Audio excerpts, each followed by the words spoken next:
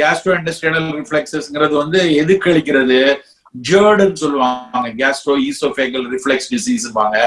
இதுக்கெல்லாம் என்ன பண்ணணும்னா முதல்ல உணவுல வந்து எளிதா ஜீரணிக்கக்கூடிய இட்லி இடியாப்பம் அந்த மாதிரி லைட் ஃபுட்டா எடுத்துக்கொள்ளணும். இந்த ஸ்பைசஸ் இஞ்சி புதினா பூண்டு கருவேப்பிலை இதெல்லாம் கொஞ்சம் நல்லா சேர்த்துக்கணும். உணவுக்கு அப்புறம் ரெகுலரா சீரக தண்ணீர் குடிக்கணும். இட்லிக்கெல்லாம் வந்து நீங்க தேங்காய் சட்னி மட்டும் இல்லாம சில நாட்கள்ல வெங்காயம் சில நாள்ல கருவேப்பிலை சட்னி மாதிரி எடுத்துக்கொள்ளணும். காரம் எடுக்கக்கூடாது. அமிலத்தன்மை அதிகமா உள்ள ரொம்ப புளி குழம்பு காரக்குழம்பு அதெல்லாம் எடுக்கக்கூடாது. ஆல்கஹால் ஸ்மோக் ரெண்டும் வேண்டாம். ஸ்டார்வேஷன் கூடாது, ரொம்ப நேரம் பட்டினி கிடக்கக்கூடாது. கரெக்டான நேரத்துல எடுத்துக்கொள்ளணும். இதெல்லாம் தாண்டி இந்த ஜேர்ட் கேஸ்ட்ரோ ஈசோஃபேகல் ரிஃப்ளெக்ஸா இருந்தாலும் சரி, கேஸ்ட்ரோ இன்டெஸ்டைனல் டிசார்டர்ஸா இருந்தாலும் சரி, மனம் மகிழ்ச்சியாக இருக்கணும்.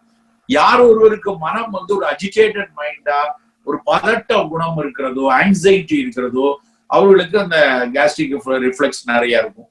அவர்கள் வந்து மனதை செம்மையாக்க நல்ல வந்து ஒரு பிராணாயாம பயிற்சி தியான பயிற்சி அது மாதிரி வந்து மனம் செம்மையாக இருப்பதற்கான அத்தனை மெனக்கடலையும்